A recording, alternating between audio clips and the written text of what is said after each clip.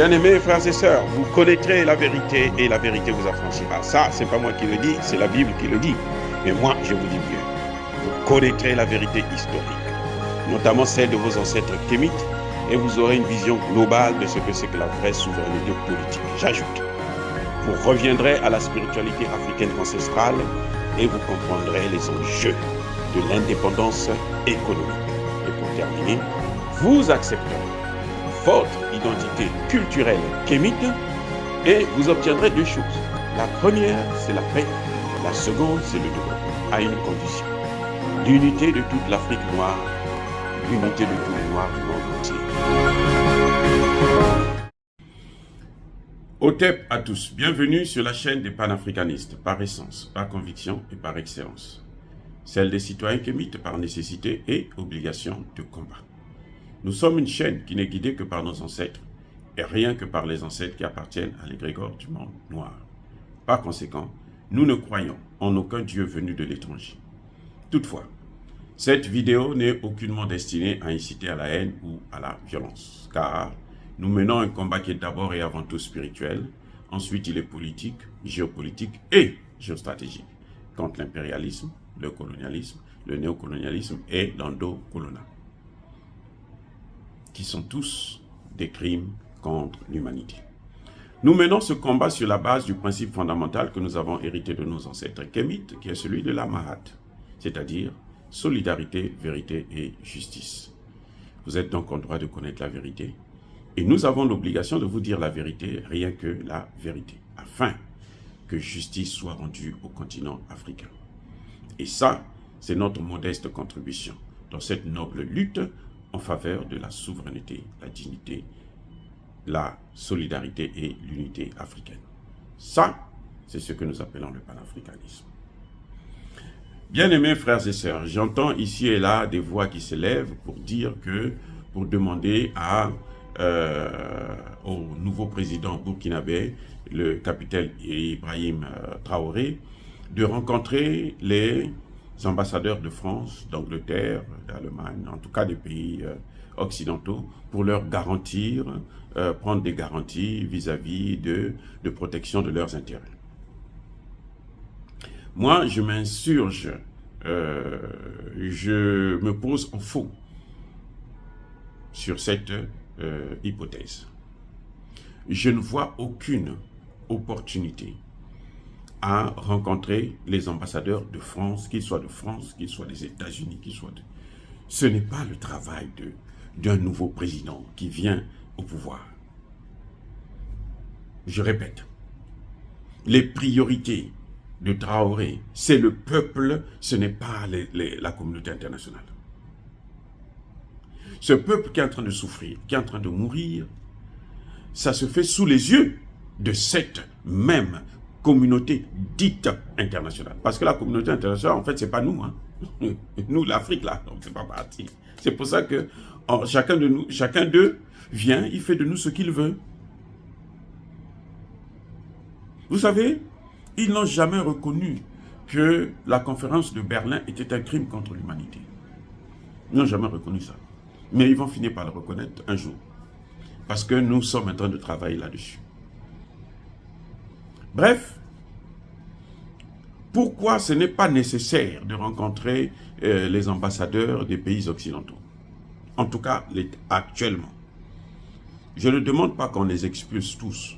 Il y a un qu'il faut expulser, c'est Alad qui a sali le peuple burkinabé, qui a raconté n'importe quoi au peuple burkinabé, et les Burkinabés ont demandé son départ. Si Emmanuel Macron était un peu sensé, était un peu intelligent, il aurait pu, à la rigueur, changer cet ambassadeur, mettre quelqu'un d'autre. On pouvait l'envoyer dans un autre pays africain, continuer à faire son cinéma et commettre ses crimes. Mais Emmanuel Macron l'a maintenu là, parce qu'il voulait défier le peuple burkinabé. Et le peuple ne doit pas fermer les yeux. Même avec ce nouveau gouvernement, ils doivent continuer à exiger l'expulsion de cet ambassadeur. Si la France ne veut plus envoyer des ambassadeurs au Burkina Faso, ça c'est son problème. On s'en fout de toutes les façons. Ce n'est pas la France qui nourrit le Burkina Faso. C'est plutôt le Burkina Faso qui nourrit la France. Parce que la France vit de nos matières premières, de cette sale monnaie qu'elle nous a imposée, ainsi de suite. Donc, nous devrons faire ce qu'on appelle, vous savez, la prise de conscience de l'esclave. Qu'en fait, l'esclave, c'est lui qui fait vivre son maître. Eh oui, c'est nous qui faisons vivre la France. C'est pour ça d'ailleurs qu'elle se bat. Non, moi je veux protéger les terroristes. On dit non, va chez toi. Laisse-nous protéger les terroristes nous-mêmes. Elle dit non, non, non, moi je vais être là. Elle s'impose. Elle veut absolument être là. Parce qu'elle tire profit. C'est pas gratuit. C'est pas gratuit.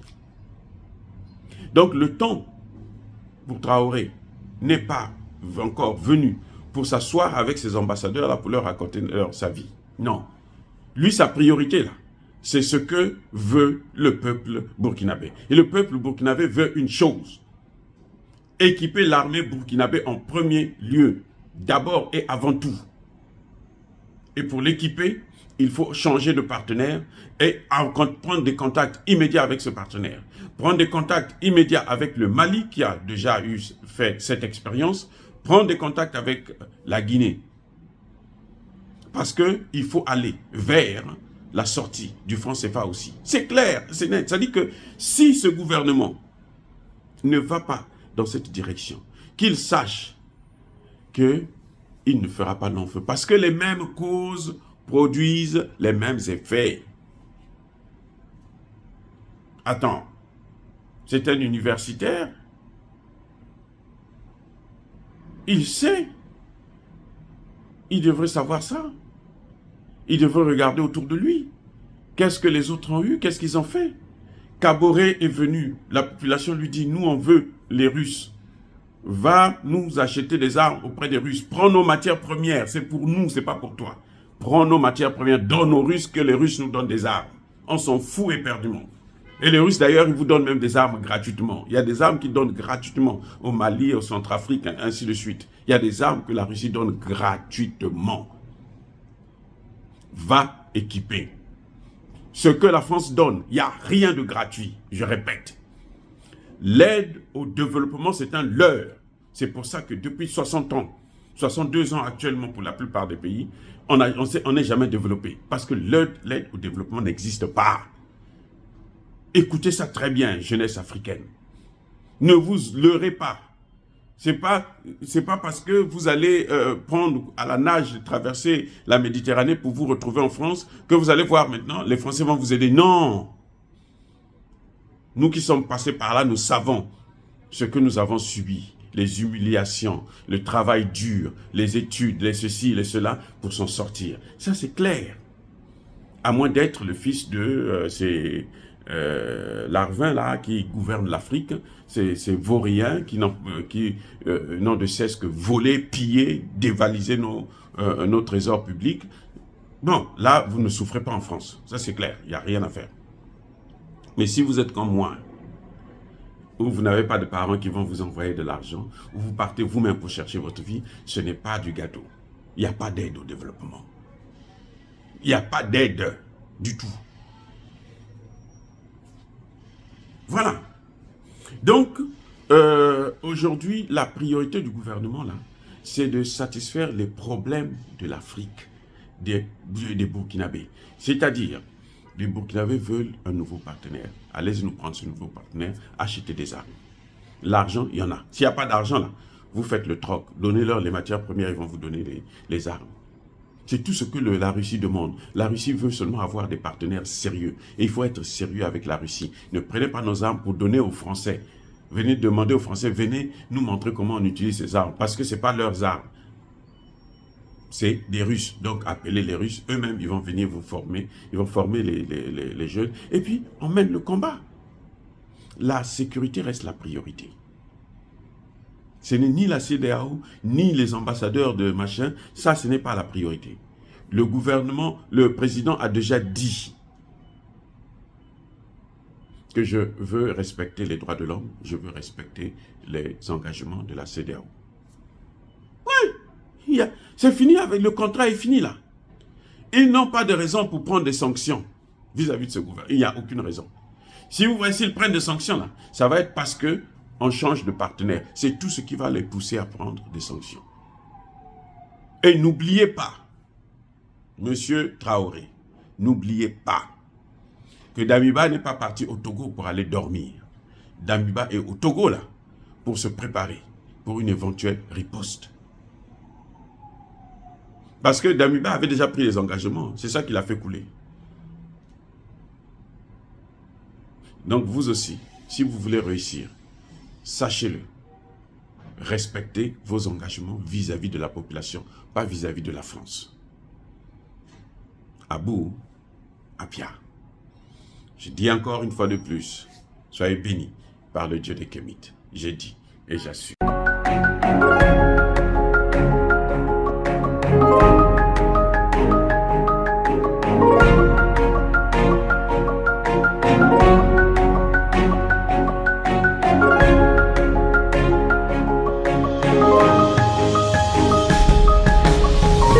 Eux, ils marchent par la foi et non par la vue. Mais moi, je vous conseille vivement de marcher par la connaissance scientifique et historique, notamment celle de nos ancêtres kémites, par les 5 sens et par l'intelligence. Abou, Apia.